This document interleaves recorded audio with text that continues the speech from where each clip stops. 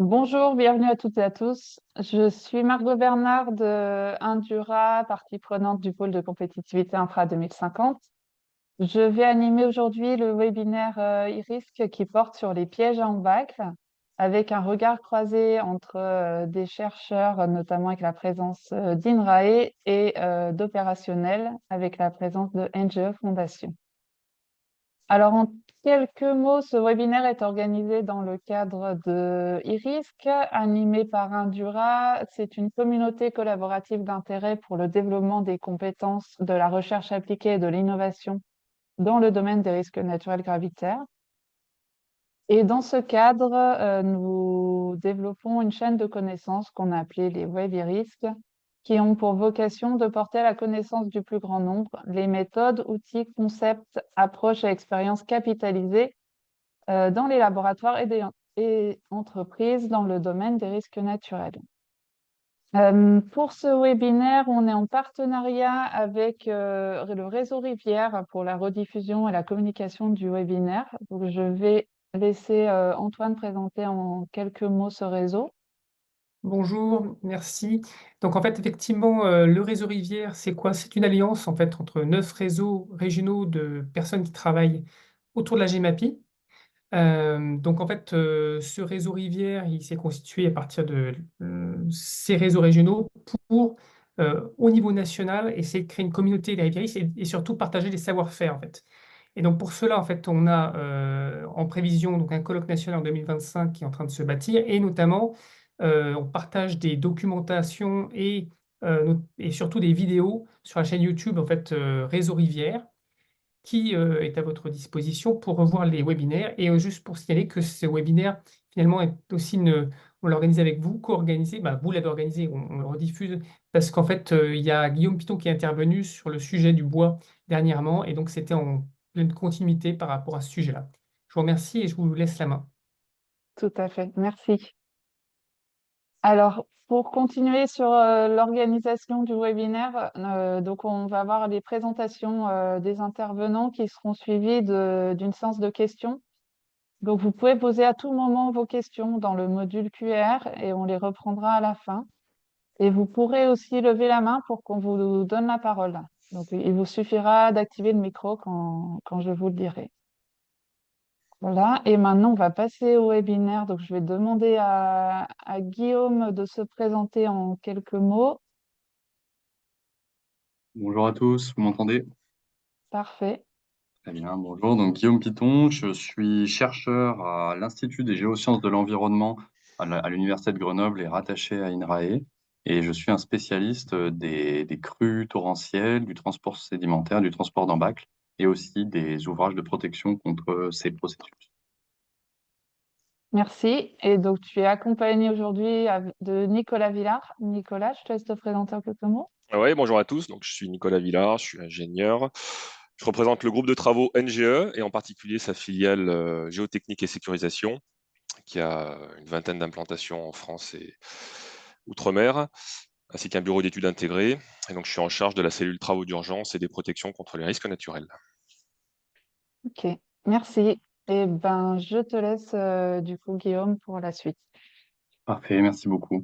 Donc, on a organisé la présentation en trois temps, puis un temps de discussion. Le premier temps, c'est moi qui vais parler et je vais essayer d'assez rapidement repasser ce qu'on considère un petit peu comme des prérequis pour ce webinaire et qui ont été traités en long, en large et en travers sur plus d'une heure de webinaire lors du premier webinaire dont Antoine a parlé, que vous pouvez déjà retrouver sur le web. Ensuite, je passerai la parole à Nicolas pour qu'il nous fasse un petit retour d'expérience opérationnelle et je reprendrai la parole à la fin pour faire un état de l'art de la partie conception des ouvrages dont on va parler aujourd'hui. Donc en termes de contexte, bon, juste un petit rappel là de quelques images qui nous viennent des Alpes-Maritimes, crue de la Brague en 2015. Donc c'est un bassin de 70 km² qui se jette dans la mer à Antibes, qui était entretenu depuis 20 ans avec un plan de gestion de la ripisylve tout à fait au point et appliqué avec beaucoup de conscience. et de façon très consciencieuse, et néanmoins crue sensiblement centenale sur les deux affluents principaux, les deux branches principales de la rivière. Et vous voyez le genre d'images qu'on trouve suite à ce genre de crue. Des images sur la gauche et en haut dans la partie naturelle du bassin versant, où on a documenté avec des travaux scientifiques du projet Naiad plus de 3000 arbres qui ont été arrachés malgré le plan d'entretien. Donc on a finalement des arbres matures, sains, qui ne méritaient pas de l'entretien courant, qui ont été arrachés par la violence des crues. Ces arbres ont été pour 2 tiers déposés dans la zone naturelle, c'est les embâcles qu'on voit là, et pour 1 tiers transportés dans la basse vallée. Et on voit par exemple une accumulation face à un pont en bas à droite. Slide suivante, s'il vous plaît. Donc ça, c'est le premier message très important qu'il faut avoir en tête vis-à-vis de la gestion des embâcles, c'est que l'entretien courant est certainement utile à limiter la présence à proximité directe des ouvrages de bois et de pièces qui puissent être transportées. Mais en réalité, il y a un espèce d'a priori dans l'inconscient collectif qui est que les embâcles sont formés par du bois mort. Or, les travaux scientifiques qui portent sur des crues et sur le transit de ce genre de matériaux, du bois flottant, démontrent que la source principale du bois pendant des fortes crues qui amènent à des embâcles et à des obstructions d'ouvrages, ce n'est pas le bois mort. C'est en général, ce bois mort est constitué entre quelques pourcents et éventuellement jusqu'à 1/4 de l'origine du problème. Et encore, souvent les chiffres sont plutôt assez en dessous de ça. Les sources principales du bois mort, c'est le caractère morphogène des crues, c'est-à-dire que puisque les rivières érodent leurs berges et qu'il y a des arbres sur ces berges, eh bien, les arbres tombent dans l'eau. Ce sont des affluents torrentiels qui purgent et qui descendent eux-mêmes le bois via des crues torrentielles, des laves torrentielles. Et dans les rivières de montagne, on a aussi des apports qui peuvent être absolument massifs à travers des glissements de terrain. Donc, il faut vraiment simplement le message, ouais. Le message, c'est qu'il faut déconnecter un petit peu le fait de faire un entretien courant consciencieux et de se dire que ça va être efficace pour prémunir contre les embâcles. Ça limite un peu le problème, et en particulier pour les crues de faible intensité, de faible magnitude. Mais lorsqu'on a une très grosse crue morphogène, on sait tous qu'il y a des érosions, des choses qui se passent. Et le corollaire de ça, et on peut être sûr que la conséquence qu'il y a avec ça, et on est systématiquement surpris, c'est qu'il y a aussi beaucoup de bois. Slide suivant. Du coup, derrière, il y a toujours la question de, très bien, bon, bah, il faut prévoir qu'il y a du bois. Il vient d'où ce bois? Quelle est sa mobilité? Les 3 grands facteurs qui jouent sur la mobilité du bois, c'est la longueur des arbres par rapport à la largeur de l'écoulement. C'est un petit peu les schémas qu'on voit en haut, là, où on a fait des schémas qui montrent des facteurs qui augmentent la mobilité du bois flottant quand on va sur la droite des schémas. Donc, grosso modo, le message, c'est que les arbres qui sont plus larges que la largeur du chenal sont très peu mobiles, et qu'on commence à avoir des mobilités quand les cours d'eau deviennent larges, ou si vous avez des petites pièces de bois dans des cours d'eau étroits. Le deuxième facteur important, c'est la profondeur de l'eau par rapport au diamètre des pièces. Si vous avez des faibles profondeurs, les bois sont peu mobiles. Alors que s'ils peuvent complètement flotter sans toucher le fond, évidemment, ils sont beaucoup plus mobiles. L'effet de ces deux choses-là, c'est que finalement, si vous avez des petits cours d'eau et qu'il y a des très grands arbres dedans, avec des racines et des branches, il y a de bonnes chances qu'ils ne soient pas mobiles et qu'ils soient plutôt des espèces de facteurs de piégeage des flottants naturels. Par contre, quand on arrive dans des cours d'eau qui font 5, 10, 20 mètres de large, on commence à être dans des situations où il y a suffisamment d'eau pour faire flotter un peu du bois quand il n'a pas des souches trop grosses et des arbres et des branches trop grandes. Ça veut dire aussi que si on coupe ces arbres en morceaux, ils sont plus mobiles. Donc, il faut un peu se poser la question des fois de dire, il faut peut-être parfois mieux pabillonner les arbres parce que du coup, on leur donne de la mobilité. Le troisième facteur qui amène à de la mobilité, c'est la question de l'homogénéité du cours d'eau. Les cours d'eau qui ont été recalibrés, qui n'ont pas de haut fond, des choses comme ça, telles que schématisées en bas à droite, ils ont une très très forte mobilité. A contrario, des cours d'eau naturels sur lesquels il y a des îles, sur lesquels il y a des bancs, où le chenal méandre, sont des pièges naturels à flottants. Ça, c'est intéressant parce que ça montre que toute la politique de restauration écologique, les politiques d'espace de bon fonctionnement et compagnie, rendent des services pour la biodiversité, pour le régime sédimentaire, mais en fait protègent aussi les zones aval contre les embâcles parce qu'ils régulent mieux le transit. Slide suivante. Du coup, ça c'est conceptuel. Ensuite, si j'essaie de vous donner quelques données quantitatives, ici on a un diagramme qui montre des distances de transport qui ont été documentées par les scientifiques en fonction de la largeur du chenal. Et ce qu'on distingue, c'est qu'il y a un peu deux régimes. On a en bas à gauche un nuage de points qui correspond aux rivières qui sont petites, j'ai envie de dire, donc des largeurs qui sont inférieures à 25 mètres. Alors, il n'y a pas de rivières qui font moins que quelques mètres de large, hein, parce que là, la mobilité des arbres, elle est nulle. Mais dans les rivières qui font entre, disons, 5 à 25 mètres de large, ce qu'on voit, c'est des points et des carrés là, qui correspondent aux distances moyennes de transport qui sont de l'ordre de quelques centaines de mètres, 1 kilomètre maximum.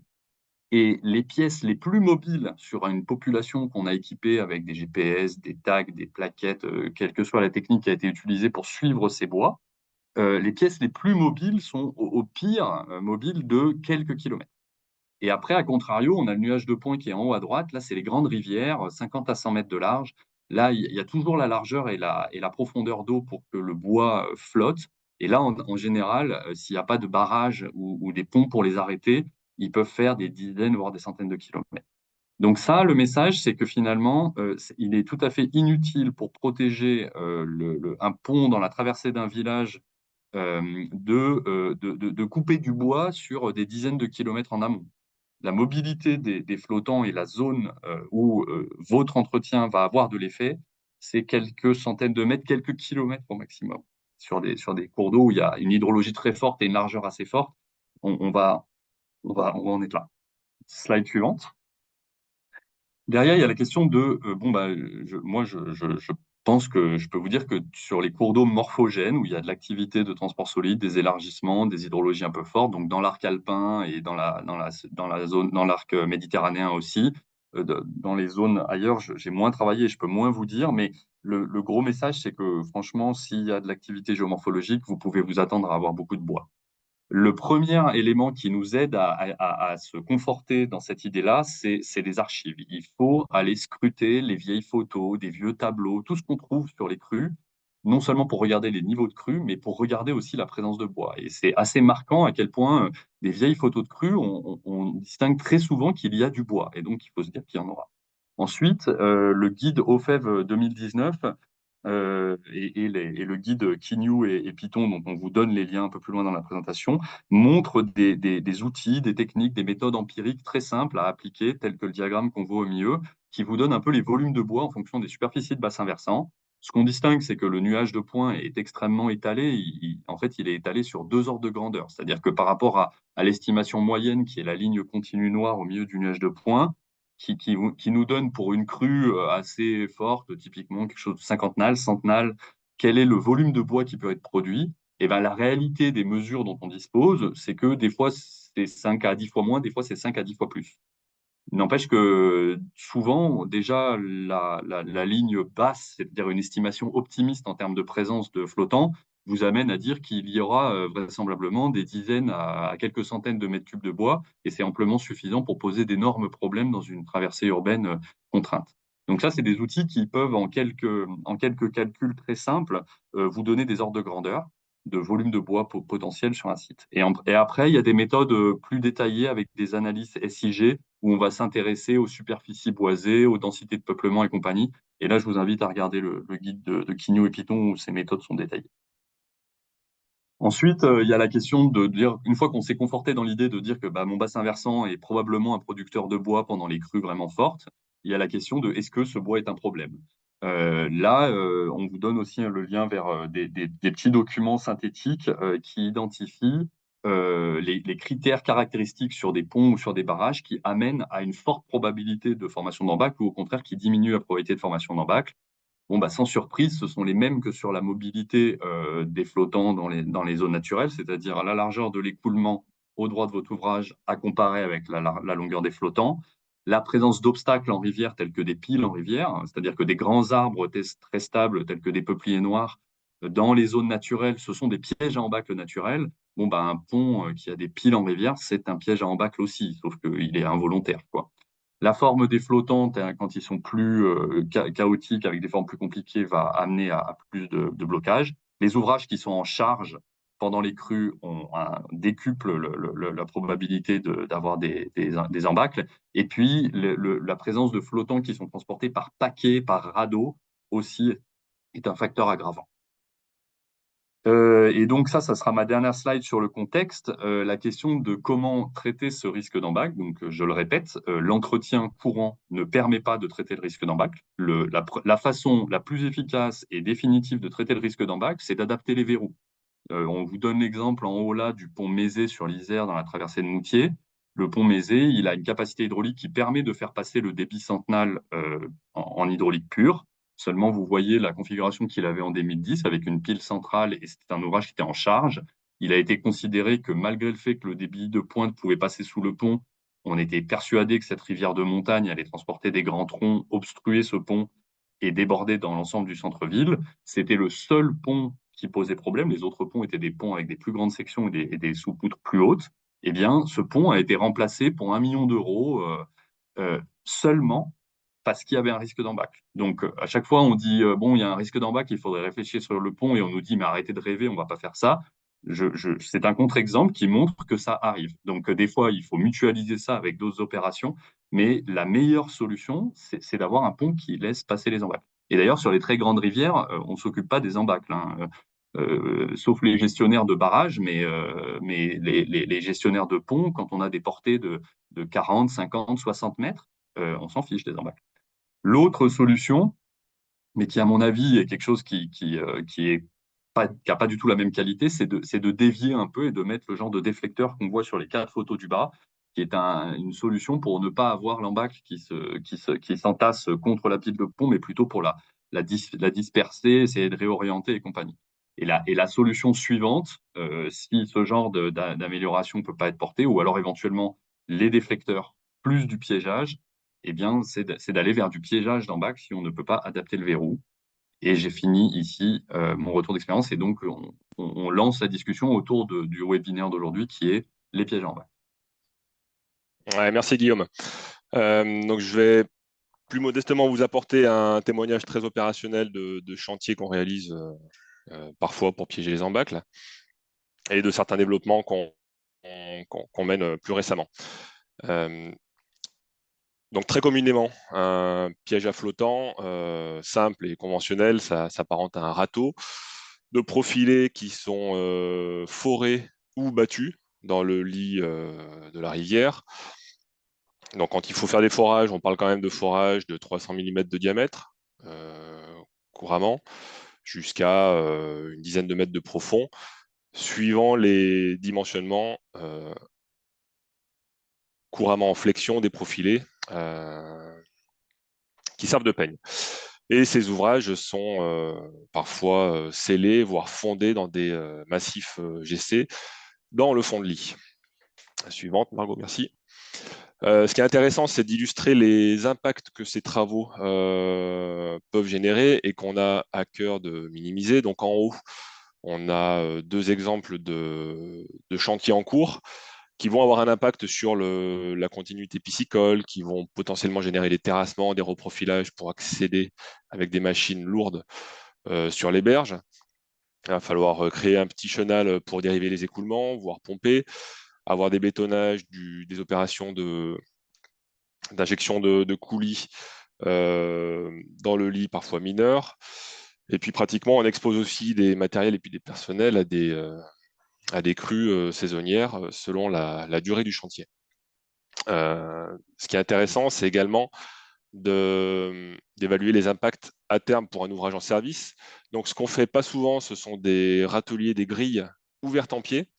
Mais là, la métropole de Grenoble mène un chantier intéressant là, à proximité, mais on voit que là aussi, les impacts des travaux qui nécessitent du génie civil assez lourd de fondation sont conséquents et sont nécessaires, que ce soit sur la question du transit sédimentaire ou de l'érosion régressive qui pourrait se déclarer. Suivante. Donc c'est en 2015, ça commence à faire qu'on a eu, comme souvent, une sollicitation pour élaborer un peu en urgence un piège à flottants en amont d'un chantier de plage de dépôt. Donc on aperçoit en bas à gauche la gorge très encaissée dans laquelle ce piège était situé. C'était pour le compte d'une commune avec maîtrise d'œuvre de l'ONF. Et les contraintes des pêcheurs se sont avérées plus fortes que prévues. Et donc, il a été souhaité d'éviter les impacts de l'ouvrage lourd qui était prévu, à savoir des pieux fondés un peu massivement dans une longrine en fond de lit mineur. Donc, il a fallu élaborer une variante pour venir barrer transversalement ce torrent. Et tout ça dans un planning et un budget très réduit de l'ordre du mois. Et je vous donnerai des ordres de grandeur de prix un peu plus tard. Donc, pour élaborer cette alternative, on s'est plutôt tourné vers ce qui se fait en torrentiel, qui commence à être assez probant, en utilisant ce qu'on appelle des barrages souples en filet de câble, qui servent à intercepter différentes coulées, plus ou moins chargées en matériaux, plus ou moins dynamiques en termes d'impact contre la structure. Donc, ce sont les deux photos qu'on aperçoit en haut et à droite. Développement qu'on poursuit par ailleurs sur les aspects torrentiels. Et pour le bois flottant, on connaissait les ouvrages de type drôme flottant, des drômes lourdes, qu'on voit souvent en amont des barrages. Il y avait en Allemagne, en particulier avec nos confrères suisses de Géobrück, des travaux de recherche qui étaient menés dans un canal expérimental en utilisant des filets. Certains chantiers pilotes avaient déjà été réalisés de façon assez empirique en tendant des ouvrages métalliques dans les gorges de cours d'eau. Et on mène par ailleurs également des développements sur de la protection contre les affouillements dans un contexte cyclonique comme ici à La Réunion. Et on a encore des briques techno de développement et de modélisation qu'on conduit entre autres avec INRAE. Donc voilà les briques qu'on avait pour essayer d'élaborer dans un temps relativement court une protection alternative. Si on descend un peu dans la méthode de dimensionnement, donc on aperçoit à droite le cas de charge type d'un ouvrage qui s'apparente à une membrane tendue transversalement au cours d'eau, avec comme principaux objectifs veiller à adapter l'ouvrage au terrain et non l'inverse, puisqu'on sait que les impacts seront importants. On a mené une conception à rebours par rapport au piège en pieux qui était prévu. Donc, on a eu à cœur de faire au moins aussi résistant. En l'occurrence, on a quantifié une descente de charge pour pouvoir mener des discussions, l'objectiver, en débattre. Et à titre indicatif, on avait de l'ordre de 85 tonnes par rive d'effort, avec un coefficient de méthode type Eurocode de 2. Et toujours en chiffres, le bassin versant en amont du piège faisait 100 km². La largeur était relativement faible, ce qui a aidé, une quinzaine de mètres. On avait deux débits décennaux et centenaux qui étaient estimés et une ouverture en basale d'environ 1 mètre en pied, c'est-à-dire qu'on souhaitait être transparent pour toutes les crues en deçà de la décennale et ne pas interférer avec le transit sédimentaire courant. Et la hauteur initiale de l'ouvrage était d'environ 7 mètres. Et donc, on va le voir illustré par la suite.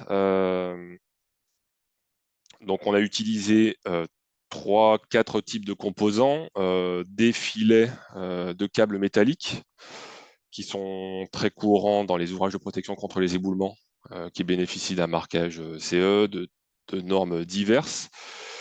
5000 kJ à titre indicatif, c'est un bloc de 12 tonnes qui tombe de 40 mètres de haut à 100 km/h. C'est les ouvrages par bloc qu'on voit couramment en montagne. Ce filet, il est porté par 3 paires de câbles qui sont ancrés latéralement dans les berges, avec la pièce maîtresse qui est un dissipateur qui va permettre de s'allonger d'environ 2 mètres dès lors qu'on atteint des seuils de charge qui ici s'initient à environ 15 tonnes. Donc c'est la courbe qu'on aperçoit en bas de l'écran. Donc concrètement, ces tubes vont venir se cloquer comme on le voit en bas à gauche. Et au fur et à mesure qu'on atteint les seuils de surcharge, on va libérer du câble qui va lui permettre de s'affaisser un petit peu, d'où la hauteur initiale de 7 mètres, et limiter les efforts dans les fondations sur les rives. En image, le chantier s'est mené assez rapidement et simplement, puisqu'on a eu besoin de 2 semaines à 4 personnes seulement pour venir acheminer une foreuse qu'on voit en bas à gauche, une foreuse relativement légère, puisqu'on a fait donc des trous de 76 mm de diamètre à 4 mètres de profondeur, dans lesquels sont scellés des ancrages câbles ou barres qui ont une capacité de l'ordre de 40 tonnes, et sur laquelle on vient ensuite héliporter, puisque les conditions d'accès étaient relativement escarpées ici, les câbles et les différents filets porteurs. Bon, le budget sur cette opération qu'on voit ici en image était de l'ordre de 60 000 euros. C'est un intérêt de cette option. Bon, concrètement, si vous avez besoin de faire 4 ou 5 pieux dans le lit majeur d'un ouvrage en dérivation, ça pourra vous coûter moins cher. Par contre, si vous avez besoin de faire un ouvrage lourd avec des fondations consistantes sur les rives, c'est vite 300 000 euros qu'il faut retenir comme estimation budgétaire. Et donc, pour lancer la discussion sur laquelle on pourra revenir par la suite, je liste ici quelques critères, quelques dispositions constructives auxquelles il faut veiller. Bon, quelle est l'accessibilité du site? Quel est son environnement géologique? Est-ce qu'il présente un risque d'érosion, voire d'affouillement une fois en charge?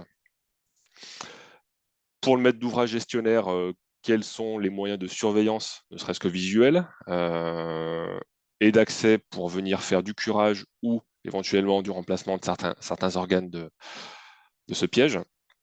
Après, on peut débattre avec les hydrauliciens de la meilleure implantation possible pour recentrer les écoulements et éviter les phénomènes de divagation, voire d'érosion latérale si on n'est pas dans des terrains rocheux. Et après, d'un point de vue plus structurel, faut quand même veiller aux impacts des fondations. On a vite des phénomènes de groupe sur les ancrages géotechniques ou des terrains qui supportent assez mal le cisaillement. On a vite 80 tonnes d'efforts à les solliciter sur une bande de terrain qui est relativement fine. Donc, il ne faut pas le minimiser. Et puis, il faut penser, en fonction du régime hydraulique de la rivière, à la protection d'éventuels câbles porteurs qui sont les pièces maîtresses. Je pourrais vous donner également les références à ce que font nos voisins suisses, bon, plus dans le domaine des coulées torrentielles, mais à quelques dispositions qui peuvent être intéressantes pour les fondations de ces ouvrages.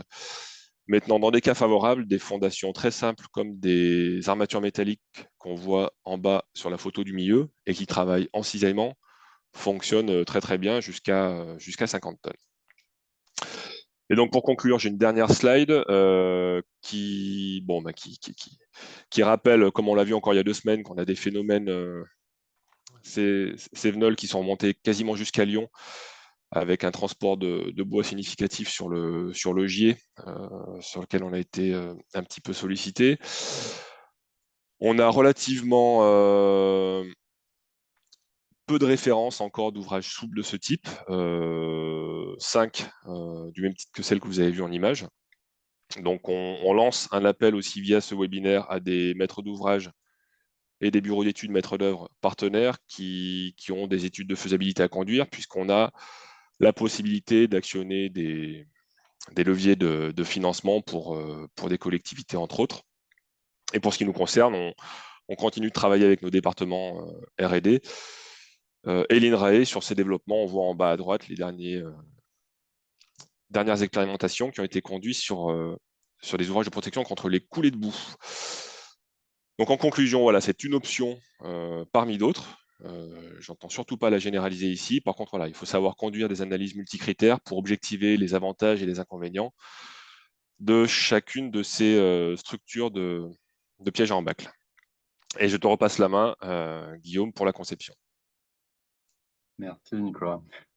Donc c'était extrêmement intéressant là d'avoir ce topo sur les différentes typologies d'ouvrages. On a en fait un historique de collaboration, de réflexion commune avec NGE qui est très intéressé pour mieux comprendre comment fonctionnent les ouvrages et affiner les dimensionnements directement par ces fabricants. Et en fait, suite à des discussions qu'on a déclenchées maintenant il y a plusieurs années, on s'est rendu compte en effet que il y avait un petit peu de littérature, notamment grâce à des travaux assez précurseurs des Suisses, euh, et sur le dimensionnement des pièges en bac. Mais en fait, cette littérature soit n'avait pas tellement percolé en France dans des documents en français, disponibles gratuitement et compagnie. Et puis, il nous a semblé, en regardant en détail sur comment fonctionnaient ces ouvrages, qui manquaient quelques critères de design. Et donc, INRAE, grâce au soutien notamment du ministère de l'écologie, la Direction générale de la prévention des risques, a mené des expérimentations complémentaires. Et je vous en fais un topo rapide sur les travaux qui ont été faits ailleurs des résultats qu'on a eu nous récemment. Cette première slide ici, elle vise à illustrer à travers, sur la gauche, un diagramme qui montre dans la verticale le volume de bois par mètre de large, et puis le débit d'eau par mètre de large sur l'axe des X, qui a un peu trois grandes typologies d'ouvrages.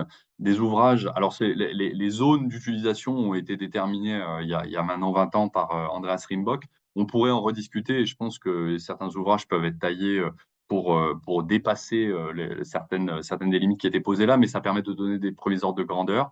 On a donc des ouvrages légers, type ouvrage souple, filet, dont on a deux illustrations en bas à gauche et en bas à droite des photos. On a des structures légères de type râtelier ou grille, telles que la structure en bas au milieu, ou alors les deux râteliers euh, au milieu des images. Et puis après, quand on arrive sur des débits, des volumes extrêmement lourds, et aussi en fait souvent donc c'est des débits unitaires, hein. Donc si on est sur des zones étroites où il y a des débits très forts et des volumes de bois très forts, donc typiquement des gros torrents dans lesquels on a aussi, c'est généralement des problématiques avec des très forts volumes de sédiments, on arrive sur des technologies de type plutôt plage de dépôt lourde, avec un exemple japonais en haut à gauche et puis deux exemples autrichiens au milieu et en haut à droite. Et là, c'est plutôt le fait qu'on est sur un ouvrage qui est à la fois dédié à la gestion des flottants et des sédiments, et dont le design est spécifiquement adapté pour être réfléchi, pour avoir un effet particulier sur le piégeage des sédiments et ou du bois. Slide suivante. Donc, nous, une des choses sur lesquelles on insiste beaucoup, c'est le fait qu'il faut vraiment réfléchir à l'ensemble de la gamme de fonctionnement de nos ouvrages et pas seulement sur un événement de projet qui est celui pour lequel on veut faire le design. Nicolas l'a dit tout à l'heure, une première question à se poser, c'est à partir de quelle intensité de crue on veut commencer à influencer le piégeage. Parce que on veut à tout prix éviter d'avoir à faire de la maintenance très régulière. Cette maintenance régulière, elle est plutôt, sauf pour des tout petits ouvrages, mais elle est plutôt associée à des problématiques sédimentaires, parce que comme je l'ai dit, les flottants, il y en a très peu au quotidien, et il faut commencer à rentrer dans des crues morphogènes pour avoir beaucoup de flottants. En attendant, il faut vraiment se poser une première question qui sont quels sont les événements de routine? Ces événements de routine, ce sont les événements pour lesquels on ne veut pas, si possible, influencer le piégeage des sédiments. Sur la droite, là, il y a deux colonnes de diagrammes. Les diagrammes sur la gauche représentent plutôt des plages de dépôt, vues d'au-dessus et vues en coupe, et en profil longitudinal. Et les diagrammes sur la droite représenteraient plutôt un ouvrage souple de type filet. Donc, la question notamment du niveau bas du filet ou alors de l'écartement des pieux va avoir une influence sur le début du piégeage et cet événement de routine qu'il faut déterminer. Ensuite, il y a l'événement de projet. Bon, celui-là, il va aider à concevoir le volume, la hauteur de l'ouvrage. Et ensuite, il faut commencer à se dire que, de même que pour les barrages hydrauliques, eh ben, il y a des événements de sûreté, c'est-à-dire qu'à un moment donné, ben, on commence à dépasser la capacité de l'ouvrage. Et pour ça, on aimerait bien que, ben, on sait qu'il va pas, il va être dépassé, il est sous-dimensionné par rapport à un événement de sûreté, mais on aimerait bien que d'un seul coup, il n'y ait pas une dégradation terrible, une rupture soudaine et compagnie. Et donc, il faut prendre un petit peu de sécurité. On a parlé des coefficients de sécurité un petit peu plus tôt. Et puis, à un moment donné, faut quand même alerter les gens qu'il y a des événements de danger. De même que les très grands barrages, au-delà d'une crue décamillénale, on considère que ils peuvent rompre. Eh bien, un piège flottant, bon, il peut rompre. La défaillance à laquelle nous, on a beaucoup pensé, j'en montrerai d'autres, mais sur laquelle on a pas mal travaillé, nous, c'est plutôt le relargage. Nicolas mentionnait la débâcle. Donc, on a des embâcles et on a des débâcles. Et si un piège à flottant, il se remplit et qu'à un moment donné, comme dans les schémas qu'il y a sur le bas du diagramme là, il relargue tous les flottants qui sont arrivés, quasiment tous les flottants qui sont arrivés jusque-là, on se retrouve à libérer de manière quasi instantanée un radeau d'embâcle dans le cours d'eau. Et je peux vous dire que là, si vous voulez boucher des ponts, il n'y a pas de meilleure solution. Et c'est vraiment un dysfonctionnement qui n'est pas structural, mais qui est fonctionnel, c'est-à-dire que les conditions hydrauliques amènent à une défaillance.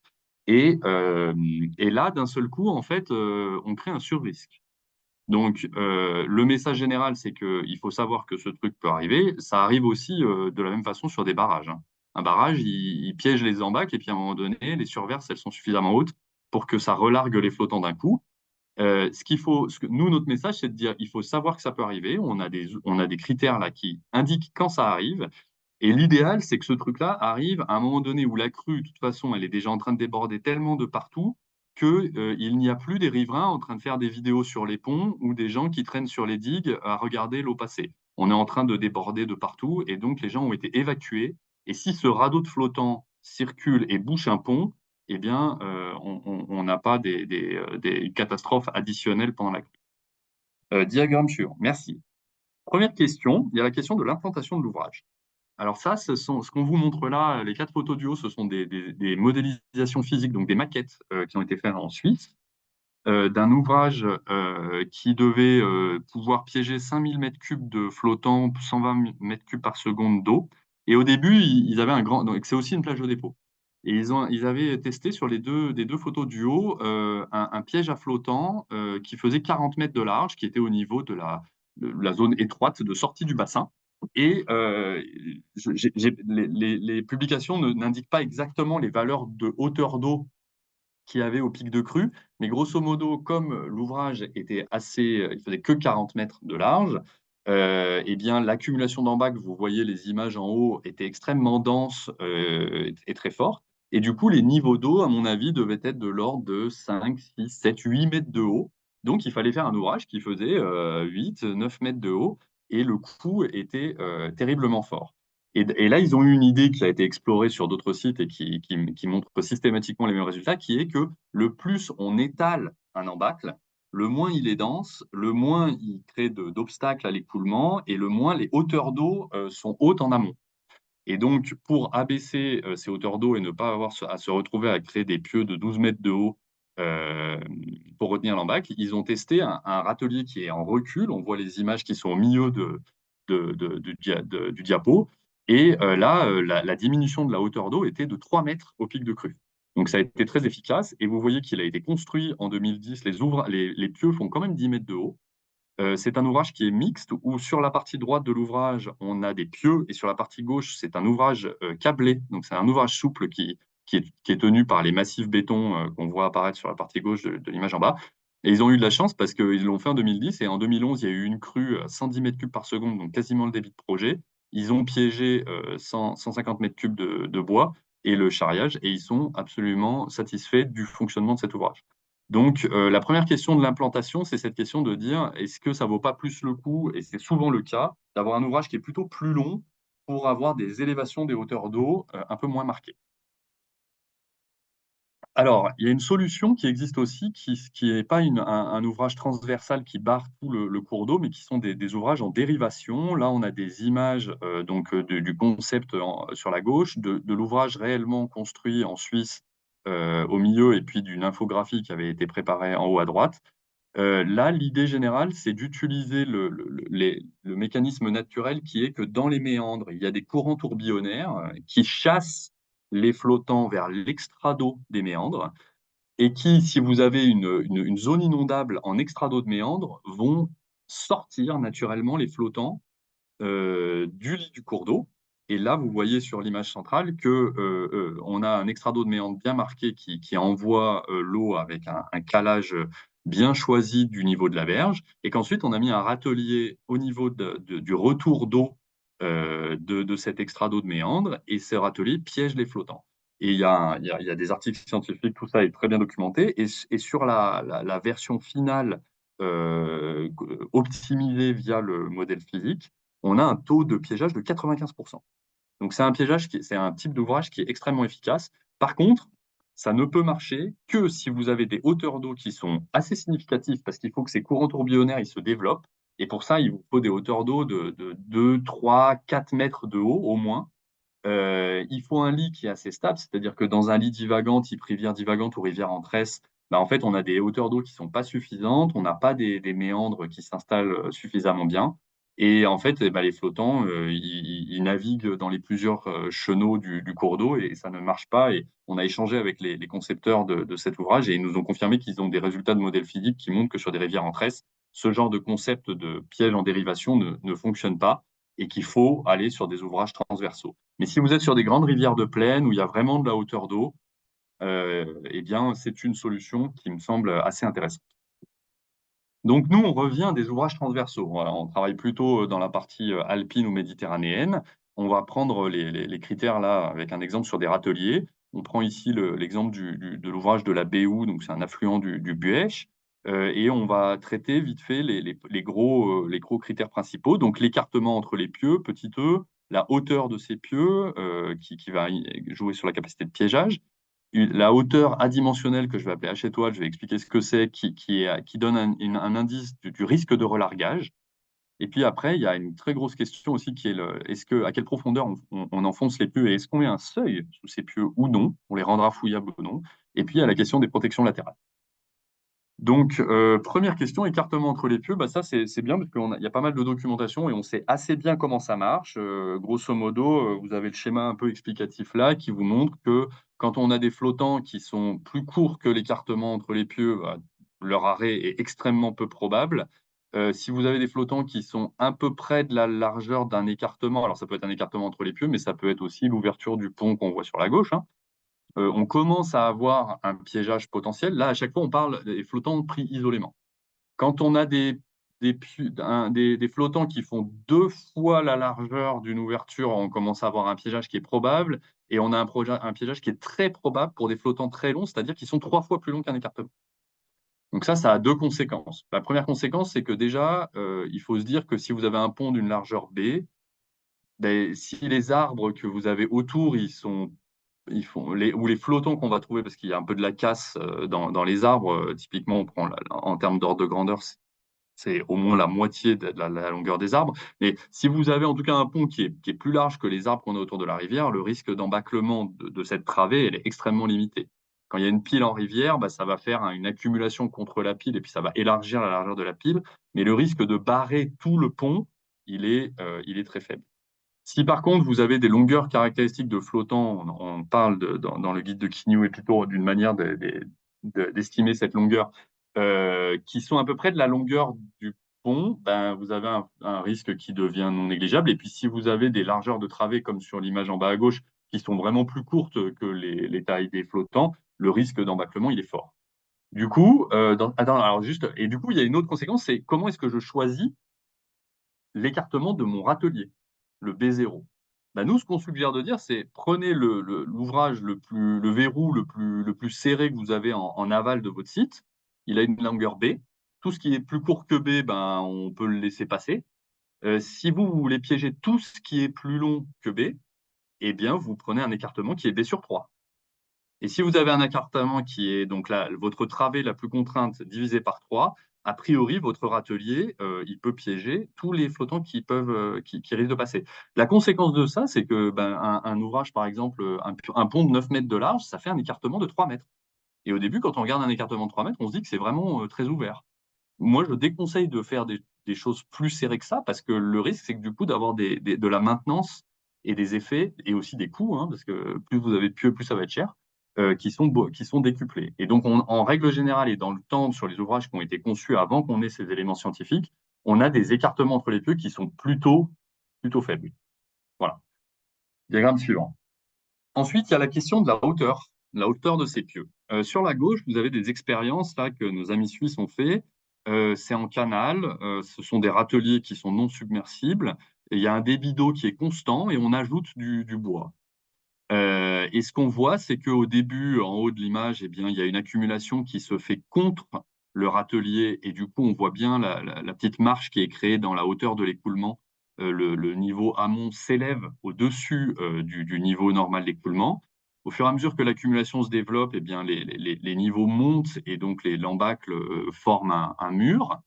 Et puis en bas, vous voyez qu'à un moment donné, ben, à l'amont, l'écoulement est tellement ralenti que les vitesses d'écoulement ne sont plus suffisantes à, à, à plaquer les flottants contre le râtelier. Et on a un développement d'un tapis flottant en amont. Et puis on voit aussi que le débit est toujours le même, hein. L'élévation du niveau, elle est tout à fait significative. Donc, nous, on a refait des expériences et puis on a analysé un petit peu la littérature. En haut à gauche, sous le titre du diapo, vous voyez une formule qui est une formule qu'on appelle de seuil, qui nous dit que le débit est proportionnel à un coefficient mu, là, la largeur du râtelier et racine de 2G fois une hauteur au cube. Et là, ce qu'on a rajouté, nous, c'est un petit coefficient bêta sous cette hauteur au cube. Ce coefficient bêta, il vous donne un indice en disant si, par exemple, bêta égale à 1, ça veut dire que pour faire passer le même débit, il faut doubler la hauteur d'eau. Si bêta est égal à 2, pour faire passer le même débit que dans une station sans embâcle, il faut tripler la hauteur d'eau. Une autre façon de lire le fonctionnement d'un ouvrage, c'est la deuxième équation, c'est le 1 moins delta Q étoile. Ce delta Q étoile, c'est la perte de débit. Donc, c'est un peu pour dire, bon, bah, si vous voulez faire passer le même débit, eh bien, votre perte de débit, par exemple, la présence de l'embâcle vous fait perdre 50% du débit ou 75% du débit. Il y a deux façons de lire finalement l'effet d'un embâcle. C'est soit en disant, bah, mes hauteurs d'eau montent de temps, ou alors mon débit qui passe diminue de temps. Ce que vous voyez sur le diagramme central, du coup, c'est un diagramme justement de hauteur d'eau dans la verticale par rapport au débit. La ligne continue, c'est le niveau d'eau mesuré sans embâcle. Et on voit que l'équation, donc avec un bêta ou un delta Q égale 0, est assez fidèle. Et donc, ça, c'est une équation de seuil et ça montre que le fonctionnement de notre ouvrage, il est assez similaire à un seuil. Et au-dessus, vous voyez tout plein de points. Donc, ce sont plein de tests qu'on a fait. Ce qu'on voit, c'est qu'il y a une assez grande dispersion verticale. Donc, ça veut dire qu'il y a des embâcles qui, des fois, créent des très fortes pertes de charge et d'autres, des fois, qui créent des pertes de charge plus limitées. Mais en tout cas, on arrive à encadrer les choses en prenant bêta égale à 0,25 au minimum et 1,75 au maximum. Donc, ça veut dire que votre hauteur d'eau, elle va augmenter entre 25% et 175%. Et la moyenne de tous nos tests, c'était un bêta de 1. Donc, ça veut dire en moyenne, la hauteur d'eau, elle double au moins et elle peut quasiment tripler. Sur le tableau que vous avez en bas, il y a un petit peu les valeurs caractéristiques, soit de bêta, soit de delta Q, pour pour des versions basses, intermédiaires ou hautes, que ce soit sur des évacuateurs de crues de barrages, des ouvrages fentes, des râteliers, des barrages souples, différentes valeurs. Donc ça, cet outil, vous choisissez un débit et il vous donne la hauteur à laquelle l'écoulement va probablement monter pour le débit de crue que vous avez choisi. Ensuite, il y a la question du relargage. Donc, à gauche, on vous montre un évacuateur de barrage avec des passes qui font une largeur B0. Et donc, la hauteur adimensionnelle là, d'écoulement, c'est la hauteur de l'eau moins la cote du seuil. Donc, si vous avez un râtelier qui n'a pas de seuil, ben, c'est la hauteur d'eau, divisée en fait par simplement le diamètre des bois flottants. Donc, c'est un peu de se dire, ben, ce qui va jouer sur le fait que les flottants passent par-dessus mon barrage, c'est une notion de est-ce que le flottant il touche le seuil ou est-ce que l'écoulement il est tellement haut que le flottant il arrive à passer par-dessus le seuil. Au milieu, on a des photos d'expériences qu'on a fait nous sur des ouvrages qui peuvent être des ouvrages fentes, filtrants, type plage de dépôt, ou alors le deuxième en partant de la gauche, c'est un ouvrage de type râtelier, et où on vous montre à chaque fois deux photos, une en haut, une en bas. Ces photos, elles sont séparées de 5 à 15 secondes, et vous voyez que systématiquement, il y a il y a un relargage très massif, parfois pas total sur la deuxième en partant de la gauche, mais quand même, on a relargué un paquet des flottants. Parfois quasi total, il reste 3 flottants dans l'ouvrage. Et franchement, on a fait l'expérience et je peux vous dire qu'on en a fait un paquet. Et à chaque fois, c'est hyper impressionnant. La vitesse et cette forme de radeau qui est relargué en aval est très impressionnant.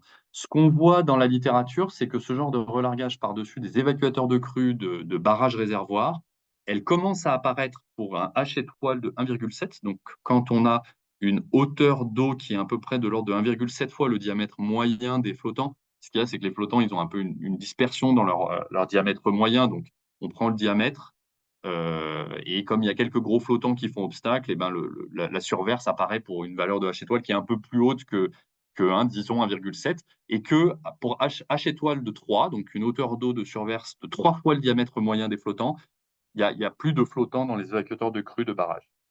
Alors nous, ça c'est pour des barrages réservoirs, des grands seuils, quoi. Et nous, en fait, sur des ouvrages filtrants, qui sont pas juste quelque chose qui surverse, mais un barrage filtrant, on avait des choses un peu plus subtiles que ça. Donc là, ce sont deux diagrammes. Sur la gauche, c'est des ouvrages rigides, sur la droite, c'est des ouvrages souples. À chaque fois, vous avez le H étoile qui est sur l'axe des verticales. Et il y a une ligne qui, en général, est pointée. Donc, il y a une ligne qui a 0. En dessous de 0, ben, c'est que votre ouvrage, il n'est même pas en train de surverser. Quand on a une ligne pointillée qui est à peu près à 2 ou à 3 sur les deux diagrammes, c'est le seuil de surverse pour des types barrages. Et on voit sur la gauche du diagramme, à chaque fois qu'en effet, la ligne orange, là, c'est un peu la ligne de tendance moyenne qu'on a observée, on tend vers, en effet, des ordres de grandeur de l'ordre de 2 ou 3. L'axe des X de ces diagrammes, c'est un nombre adimensionnel qu'on a inventé pour l'occasion, qui est un nombre adimensionnel qui est le ratio entre, au numérateur, la poussée d'Archimède et au dénominateur, la force de traînée. Ce qu'on s'est dit, c'est qu'en fait, la probabilité qu'on ait des embâcles qui s'accumulent en hauteur, qui se fassent des énormes tas, et ces tas ont beaucoup plus de mal à surverser qu'un radeau de flottant où il y a une couche de flottant, et quand la hauteur est suffisamment forte par-dessus le seuil, eh bien tout ce radeau flottant bascule. C'est le fait que l'écoulement est suffisamment intense pour tirer sous l'eau, donc dépasser la poussée d'Archimède avec les forces de traînée, tirer sous l'eau les embâcles et emberlificoter les embâcles les uns avec les autres. Et ça amène à des accumulations qui sont beaucoup plus stables. Et c'est ce que vous voyez sur l'axe des X. Grosso modo, l'axe des X sur la droite, c'est une situation où on a des très faibles traînées, des très fortes poussées d'Archimède. Donc là, on a un tapis de flottant, une couche, assez peu dense. Et quand vous allez sur la gauche du diagramme, vous avez des forces de traînée qui sont très fortes, vous avez des embâcles qui sont extrêmement tassés, denses, avec des flottants qui prennent toutes les directions possibles et imaginables.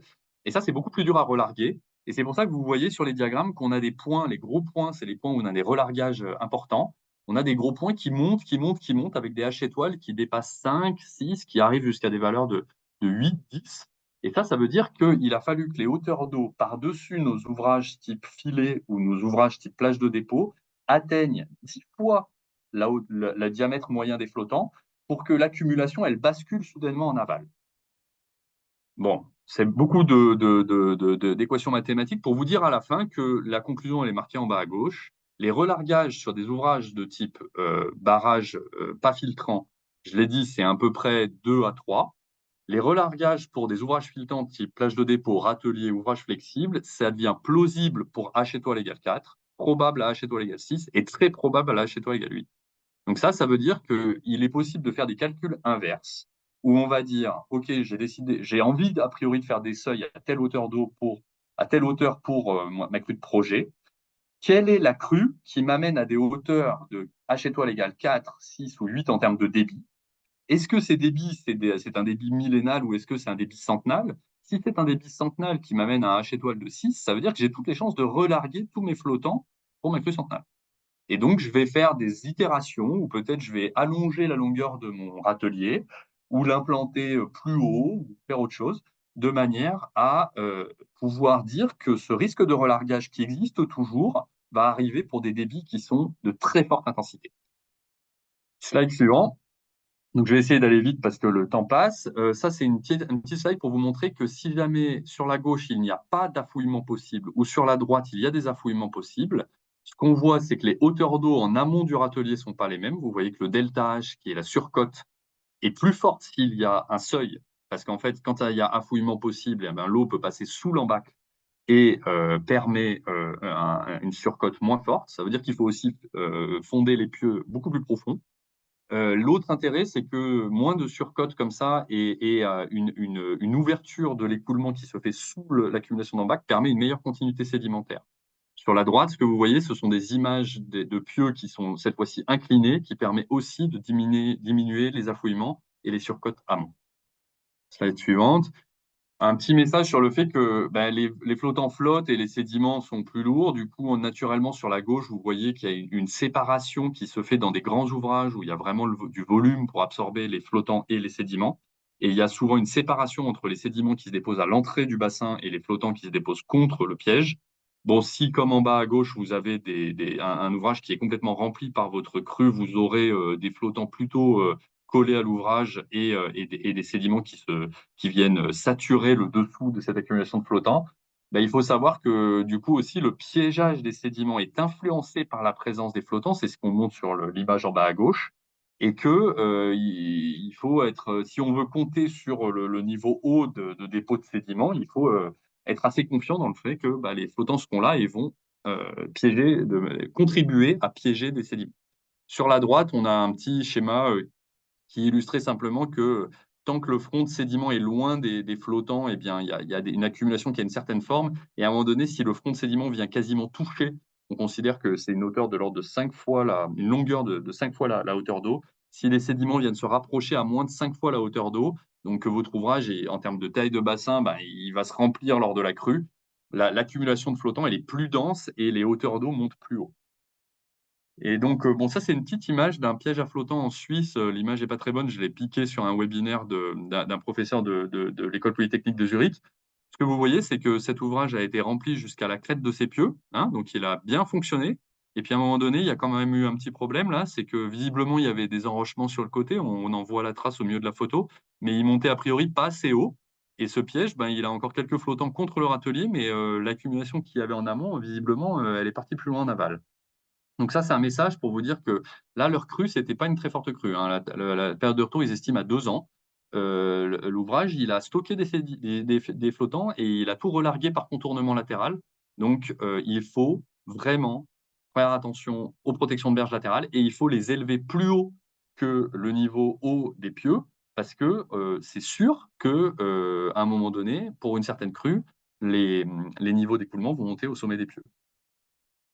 Voilà, et du coup, je voulais juste dire 2 mots sur les barrages souples. On a ici des photos qui nous ont été fournies par nos amis de GeoBrug. En haut à gauche, c'est en Nouvelle-Zélande. L'ouvrage, vous voyez qu'en effet, il s'est rempli de flottants jusqu'à un niveau assez haut par rapport à la crête du filet. Au milieu, c'est une image qui vient de la Sierra Nevada en Californie de Kane Geotechnique. Et à droite, c'est une image d'un ouvrage câble qui est assez intéressant, qui est en Suisse, qui est en Italie, pardon, et qui, lui, est un ouvrage sur une grande rivière. Et là, c'est plus du filet qui est utilisé, c'est vraiment des séries de câbles qui sont tenus par des entretoises. Je ne connais pas d'ouvrage équivalent en France, mais à mon avis, c'est un type d'ouvrage qui est extrêmement intéressant. En bas, vous voyez des images de tout un tas d'expériences qu'on a fait pour l'occasion, pour essayer de sortir des critères de conception de ces ouvrages. Et je crois qu'après, j'ai la dernière slide. Non, 2 dernières slides. Alors, la question supplémentaire qu'il y a dans les ouvrages câbles, du coup, c'est que quel est le niveau bas de ces ouvrages câbles? Je ne vais pas détailler les critères là, mais l'idée générale, c'est qu'on va se poser la question de la hauteur d'écoulement critique et à quelle hauteur elle est par rapport au bas de l'ouvrage. Et on va adimensionnaliser ça par le diamètre des bois. Et ce qu'on s'est rendu compte, c'est que grosso modo, il faut que la hauteur critique de l'écoulement monte au moins à 1 à 3 fois au-dessus du bas du câble pour piéger vraiment du flottant. Donc, on n'a vu aucun piégeage quand le niveau était juste affleurant par rapport au bas du câble. Et au fur et à mesure qu'on se met à mettre en charge le câble du bas et de plus en plus, là, on a un piégeage qui devient probable puis total. Donc, je voulais montrer un dernier diagramme qui est un diagramme unique dans lequel on résume tous les critères de conception d'un barrage flottant, d'un barrage souple, pardon.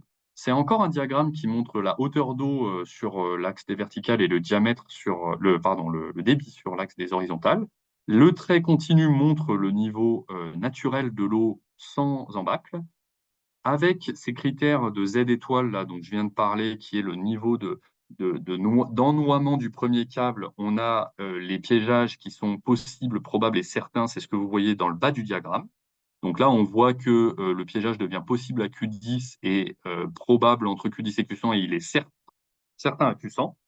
Ensuite, on a les traits discontinus qui montent là, qui sont calculés avec nos notions de bêta, donc ou de delta Q étoile. Donc là, on prend un taux d'obstruction qui amène à des diminutions du débit de l'ordre de 32%, 65%, 78%. Ça vous donne du coup les niveaux qui sont probables d'atteindre par l'eau selon que l'embac soit très dense, moyennement dense ou peu dense. Et puis ensuite, avec les notions de H étoile, c'est les traits horizontaux que vous voyez dans le haut du diagramme, on peut dire que les surverses, les relargages deviennent plausibles, probables et très probables.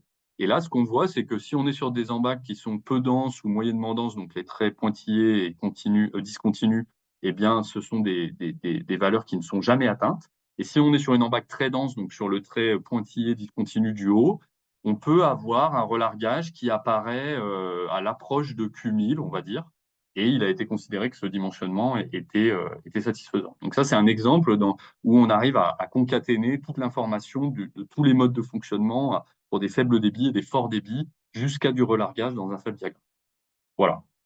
Donc en termes de remarques conclusives, premier message, et là je vous renvoie au webinaire Rivière TV, le bois flottant est systématiquement présent pendant les crues morphogènes et il doit être pris en compte dans la gestion du risque. On a des pièges à flottants classiques tels que des râteliers, mais les ouvrages flexibles sont, à mon avis, des alternatives tout à fait intéressantes. Et on a désormais des critères de conception qui permettent de définir le début, le milieu et la fin de la défaillance. Ici, on mettra à disposition les diapos. Il y a tout un tas de guides suisses, français, un guide aussi sur la gestion de la végétation qui a été publié l'année dernière, et puis des petits documents de retour d'expérience ou de notes de communication au grand public autour de la thématique des bois flottants. Et j'en ai fini avec mon webinaire pour moi. Merci. Merci Guillaume, merci Nicolas. Alors on a pris un petit peu de retard, mais on va quand même prendre quelques questions. Donc vous pouvez toujours les poser dans le module QR. Je commence directement sur une question sur l'entretien des ouvrages souples une fois plein. Est-ce qu'il y a quelques retours d'expérience? Nicolas, peut-être? Alors, on a des retours sur les ouvrages en torrentiel. Donc, deux critères. Quelle est l'accessibilité du site en partie haute? Si vous avez une piste qui permet à une pelle mécanique ou une pelle araignée de venir curer, ça n'est que mieux. Et quand ça n'est pas le cas, comme sur la photo que je vous avais mise plus haut dans le diaporama, je crois que c'est la diapo 19, si l'ouvrage n'est que partiellement plein, on sait l'ouvrir par le bas pour le vidanger. Quand il est totalement plein, ce qui se fait, c'est de le démonter en utilisant soit des pinces hydrauliques, soit des microcharges explosives pour venir libérer des pièces fusibles au niveau des connexions et coucher l'ouvrage, bien sûr en ayant maîtrisé les conditions de propagation en aval et les éventuels enjeux à protéger, et de venir curer par-dessus le filet qu'on a couché au sol. Ok, merci. Et à propos des barrages souples, les dissipateurs d'énergie sont-ils fusibles? Autrement dit, après une centennale, doit-on reconstruire l'ouvrage? Alors, bonne question. Effectivement, c'est un ouvrage flexible, déformable.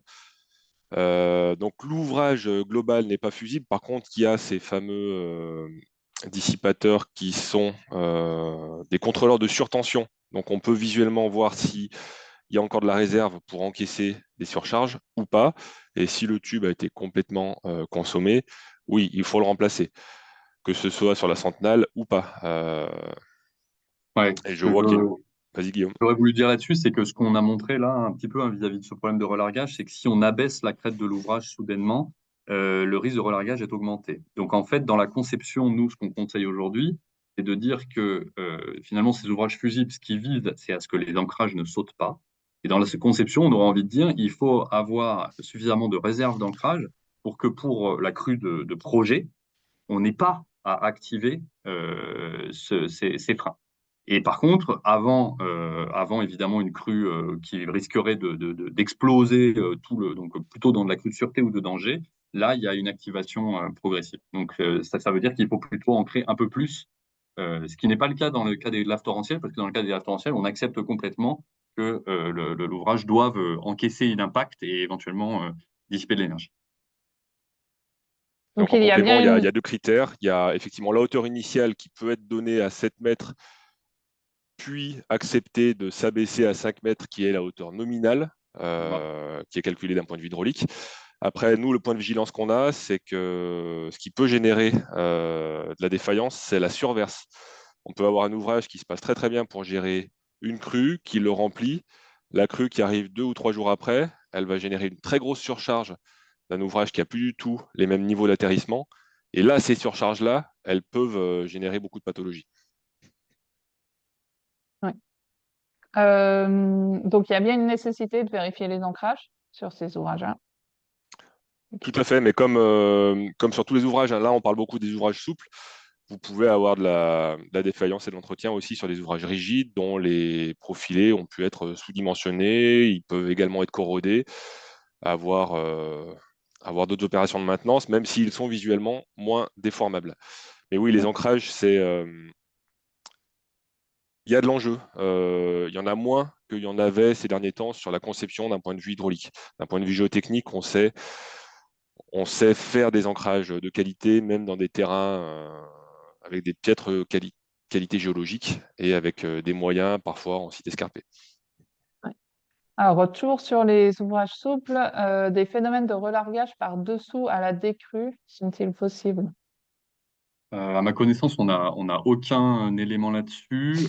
L'intuition que moi j'ai par rapport aux expériences qu'on a fait, c'est qu'une fois qu'il y a un embâcle sur les ouvrages souples, c'est vraiment les ouvrages comme ils sont très poreux.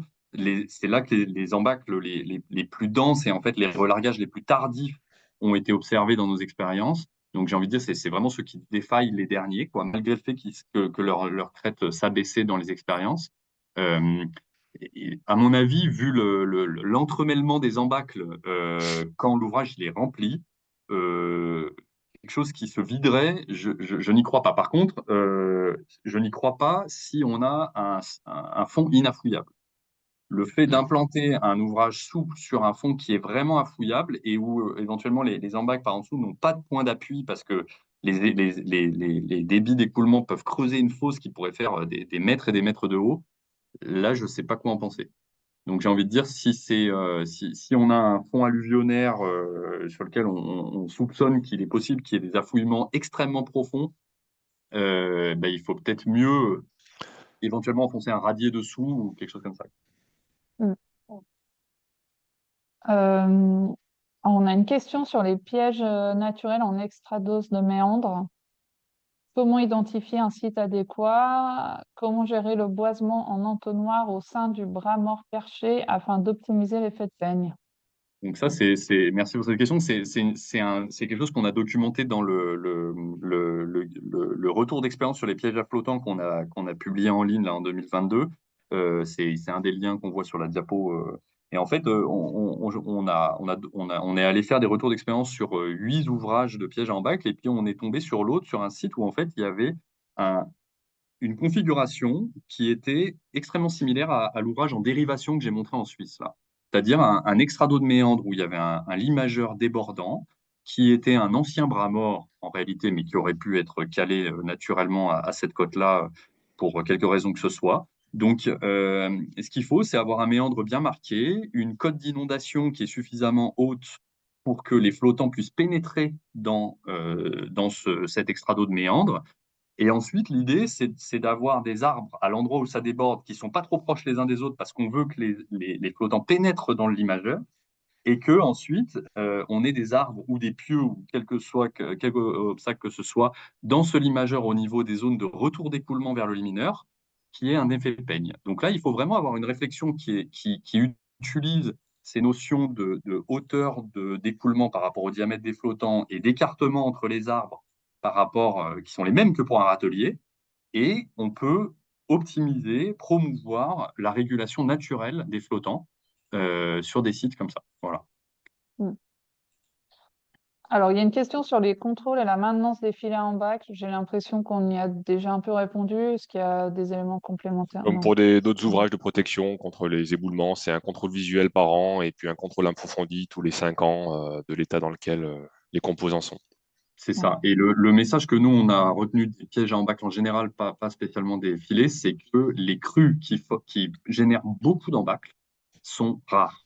Donc, le gros message qu'on a du retour d'expérience, c'est les pièges à embâcles sont des ouvrages qui sont faciles à entretenir comparés à des filets par pierre ou à des plages de dépôt sur des torrents, parce que c'est vraiment pas souvent qu'on a massivement du bois, en particulier si on a un piège qui a une hauteur sous filet ou un écartement des pieux qui n'est pas ridiculement petit. Donc, pour continuer sur les ouvrages souples, peuvent-ils être utilisés sur des laves torrentielles? Donc, Nicolas, je te laisse répondre. Ben oui, bon, historiquement, ils viennent des éboulements qui sont tout à fait réglementés, normalisés.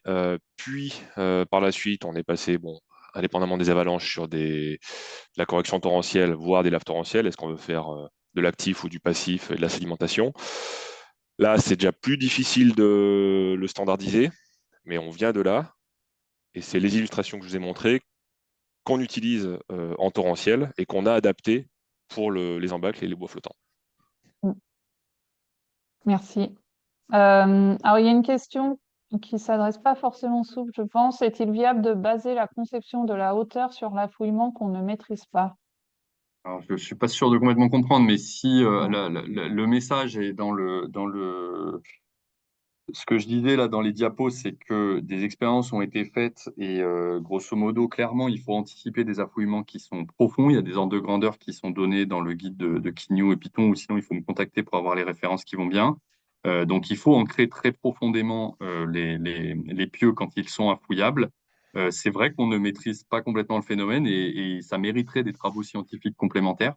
Mais à mon avis, quand on a des grands flottants, les fosses d'affouillement, probablement qu'elles finissent par s'obstruer par les flottants qui essaient de passer par en dessous. Mais c'est des choses qu'il faudrait aller vérifier.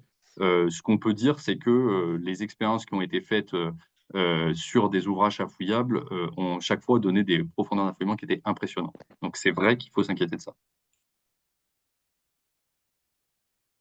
Est-ce que des solutions type câble avec des sortes de hameçons le long du câble qui seraient ancrés en amont ont été testées? Alors moi, j'en ai jamais entendu parler, Nicolas. Non, mais je crois visualiser l'idée. Attention au point dur qu'on peut créer sur la structure qui va générer ponctuellement de la rupture. Bon, pourquoi pas. Par contre, nous, l'idée de la conception, c'est bien d'avoir de la redondance structurelle. C'est qu'en cas de rupture d'un ou deux organes, on puisse contenir et juguler cette amorce de rupture par de la résistance d'un autre organe à côté. C'est l'idée des fameux tubes dissipateurs. À mon avis, je montrais une image là du grand ouvrage sur des câbles sur une rivière. L'autre problème qu'il y a aussi, enfin, il faut avoir en effet une redondance, et une redondance verticale parce qu'au fur et à mesure que l'embac se forme, les niveaux, comme je disais, ils montent très haut. Et j'imagine mal comment on pourra avoir un câble qui traîne, un ou deux câbles qui traînent à un certain endroit. Il faudrait y réfléchir, mais je vois mal comme ça ce qui est indiqué. Après, il y a aussi une autre notion, d'ailleurs en chute de bloc, ça arrive de le prendre en compte, c'est les questions, par exemple, de la grande faune. Il ne faut pas créer des ouvrages qui deviennent dangereux pour les grands animaux ou les petits, quoi, hein. Donc, les hameçons, méfiance.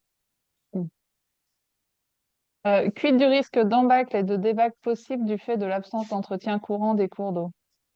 Ah, bah, très bonne question. Alors là, on n'a pas le temps de couvrir cette question-là. Je vous renvoie vraiment au guide là, de Mireille Boyer, Nadège Popov, et à laquelle j'ai un petit peu contribué, qui a été financé par l'ARBE, dans lequel cette question de comment est-ce qu'on réfléchit la gestion de la végétation, notamment vis-à-vis, mais pas du tout que, mais notamment vis-à-vis du risque d'embâcle, elle est intéressante. Moi, mon message, c'est que si vous avez un piège à embâcle, en amont, il ne faut faire aucun entretien.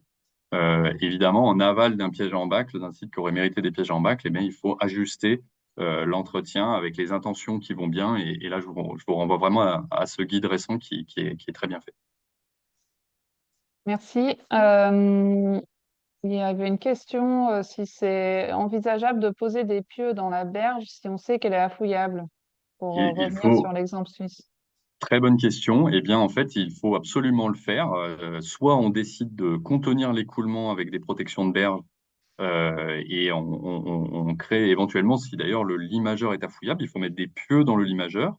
Enfin, si le lit majeur est noyé pour quand le niveau d'eau est doublé ou triplé, il faut mettre des pieux dans ce limageur, parce que sinon les flottants ils vont passer par le limageur et ils vont contourner l'ouvrage.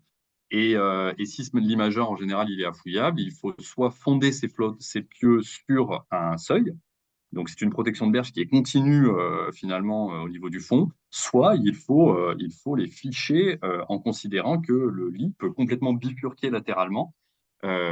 Parce que je le répète, vraiment, un piège à flottant qui se remplit et qui défaille proche du pic de crue, c'est la catastrophe assurée, quoi. Donc, il faut vraiment pas plaisanter avec ces mécanismes de contournement latéral des ouvrages. Voire conforter la berge comme ça a pu être fait dans la Roya, si tu as en tête, Exactement. Alex. Ouais, ouais. Voilà. Il y a Y une question a-t-il... de Nicolas Georges également sur le dimensionnement des pieux en flexion. Alors, Oui. pour ce qui nous concerne, on les mène comme sur les ouvrages de soutènement, les micro-pieux, sur lesquels on a un intrant qui est une charge quasi statique. Il peut y avoir des petits chocs qui sont convertis en quasi statique. Et après, que ce soit, c'est rarement du déplacement, c'est souvent la limite élastique qui va être dimensionnante en flexion. Et on mène ces calculs avec différents outils, rideaux ou autres, comme pour des ouvrages de soutènement. C'est ça. Merci. Est-ce qu'un accélérateur sous un pont, quand c'est adapté pour les sédiments, peut faciliter le transport des flottants? Absolument. Donc ça, c'est aussi un petit peu documenté dans le guide, en tout cas sous la forme d'un d'un capot sous un pont. L'idée, et s'il l'avait aussi, je peux fournir la référence originale où ils avaient essayé plutôt de faire une espèce de venturi, mais l'idée générale, clairement, c'est que c'est le ratio, c'est le tirant d'air sous le pont qui va à un moment donné piloter. Si l'embâclement il se fait pas de manière latérale parce que simplement il y a une pile où il n'y a pas la largeur pour que ça passe, l'autre mécanisme d'embâclement, c'est les ponts en charge. Et donc le plus on gagne du tirant d'air, le mieux on est vis-à-vis du phénomène d'embâclement. Donc, les seuils accélérateurs qui permettent d'abaisser les niveaux d'écoulement sous les ponts sont des choses qui sont tout à fait bienvenues pour limiter les risques d'embâcle.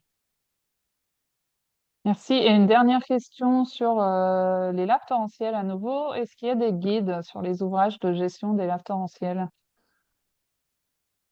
Alors, Nicolas a renvoyé au guide du WSL, donc c'est un peu l'équivalent de ce qu'était IRSTEA en France, en Suisse, qui est édité notamment en français et qui est, à mon avis, le document le plus complet disponible à l'heure actuelle pour des opérationnels. Alors ça, c'est pour les ouvrages flexibles, hein, ouvrages souples, donc ouvrages souples pour piéger des laves torrentielles. Il y a vraiment ce guide qui, à mon avis, est bien. Et puis, après, plus largement, pour les ouvrages type plage de dépôt et compagnie, on a de la documentation plutôt en anglais. Et ça, il faut me contacter, je peux la partager. Je ne sais pas si tu veux rajouter quelque chose, Nicolas. Non, mais ce que j'évoquais tout à l'heure, point de vigilance, c'est que bon, il y a certains de ces guides qui résultent un peu aussi de lobbying normatif, qui visent à Ouais, imposer un standard. Il y a parfois pas grand monde, si ce n'est un seul acteur à l'échelle mondiale qui peut répondre à l'exigence. Euh, donc, c'est pour ça que je rappelais qu'on a aussi à cœur d'adapter l'ouvrage au terrain et pas l'inverse. C'est déjà pas simple sur de l'éboulement. C'est encore plus compliqué sur de la coulée de boue du torrentiel. Donc, c'est là que la capacité d'ingénierie est primordiale pour que ça soit viable d'un point de vue technique, économique et opérationnel. tout à fait. Ouais. Si je pourrais rebondir là-dessus, moi, le message que j'aurais envie de dire, c'est qu'il faut avoir défini une fonction à notre ouvrage. Qu'est-ce qu'on veut lui faire faire? On veut arrêter du flottant, on veut arrêter tel volume de lave torrentielle, on veut atténuer les débits, on veut faire quoi? Une fois qu'on a dit qu'est-ce qu'on pouvait faire, on est souvent orienté vers certaines typologies d'ouvrages, un ouvrage fente, un ouvrage flexible, quelque chose. Et il faut faire attention dans les guides entre ce qui va permettre de déterminer la fonction, ce qu'on veut faire faire à l'ouvrage, et ensuite éventuellement esquisser une solution technologique et consulter des spécialistes qui sont capables de les mettre en œuvre et de proposer des variantes. Et certains guides, s'ils vont jusqu'à des critères de dimensionnement structural dédiés à un ouvrage particulier, à un moment donné, ben, on sort de ça et il faut rester ouvert à, aux solutions technologiques qui sont proposées par les professionnels. Et à mon avis, sur les pièges à flottants, il faut absolument ouvrir aux variantes les consultations parce que il y a vraiment des techniques différentes qui peuvent être proposées et qu'on manque tellement de retours d'expérience, et chez les concepteurs aussi, il faut le reconnaître, que une solution peut être proposée, et c'est très bien, mais d'autres solutions peuvent être adaptées d'un point de vue technologique. Je vous remercie et je vous souhaite une bonne journée. Merci à tous pour Merci à tous votre attention. Bonne journée. et bonne Merci. journée.